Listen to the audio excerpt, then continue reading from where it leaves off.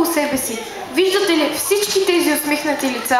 Чувате ли ехото на смеха и радостта, които изпълниха залата днес? Това е същността на нашето училище. Любен Каравелов. Общност, която споделя не само знания, но и радост, подкрепа и вдъхновение. И така с поглед напред и сърца пълни с надежда, нека обещаем да пазим духът на нашето училище, където и да отидем, да бъдем посланици на доброто,